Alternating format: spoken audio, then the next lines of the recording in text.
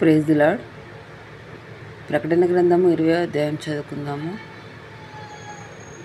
మరియు పెద్ద సంఖ్యలను చేత పట్టుకొని అగాధం యొక్క తాళపు చెవి గల యొక్క దేవదూత పరలోకము నుండి దిగివచ్చడు చూసితిని. అతడు ఆది సర్పమును అనగా అపవాదియు సాతానును అను ఆ ఘట సర్పమును పట్టుకొని 1000 సంవత్సరములు వానిని బంధించి అగాధంలో పడవేసి ఆ 1000 సంవత్సరములు గడుచు వరకు ఇక జనములను మోసపుచ్చుకుంటున్నట్లు అగాధమును మూసి దానికి ముద్ర వేసెను. అటు పిమ్మట వాడు కొంచెం కాలము విడిచిపెట్టబడవలెను. అంతటా సింహాసనములను చూసితిని. వాటి మీద ఆసీనులై ఉండు వారిని విమర్శ చేయుటకు అధికారము ఇయ్యబడెను. మరియు క్రూర మృగముడైన దాని ప్రతిమకై నమస్కారము చేయును. తమ నొసళ్ళ యందు గాని చేతుల యందు గాని దాన్ని ముద్ర వేయించుకొనని వారిని యేసు విషయమై తామిచ్చిన సాక్ష్యం నిమిత్తమును దేవుని వాక్యం నిమిత్తమును శిరచ్ఛేదనము చేయబడిన వారి ఆత్మలను చూసితిని. వారు బ్రతికిన వారై 1000 సంవత్సరములు క్రీస్తుతో కూడా రాజ్యం చేసిరి. ఆ 1000 సంవత్సరములు గడుచు వరకు కడమ మృతులు బ్రతకలేదు. ఇదియే మొదటి పునరుద్ధానము. ఈ మొదటి పునరుద్ధానములో పాలుగలవారు ధన్యులను, పరిశుద్ధులై ఉండురు. ఇట్టి వారి మీద రెండవ మరణమునకు అధికారం లేదు. వీరు దేవునికి క్రీస్తునకును యాజకులై క్రీస్తుతో కూడా 1000 సంవత్సరములు రాజ్యము చేయుదురు. 1000 సంవత్సరములు గడిచిన తర్వాత సాతాను తానున్న చెరలో నుండి విడిపింపబడును.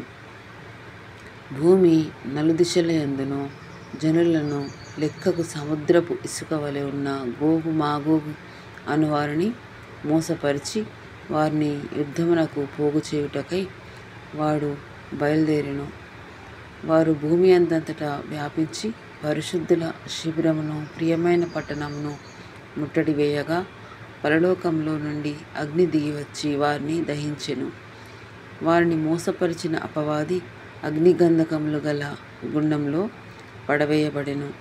అచ్చట ఆ క్రూర మృగమును అబద్ధ ప్రవక్తయు ఉన్నారు. వారు యుగయుగములు రాత్రింబగళ్ళు బాధింపబడుదురు. మరియు ధవలమైన మహాసింహాసనమును దాని యందు ఆసీనుడైయున్న ఒకరిని చూసితిని. భూమి ఆకాశములను ఆయన సముఖము నుండి పారిపోయెను. వాటికి నిలువచోటు కనబడకపోయెను. మరియు గొప్పవారేమి కొద్దివారేమి మృతులైన వారందరూ ఆ సింహాసనం ఎదుట నిలవబడి ఉండుట చూసితిని.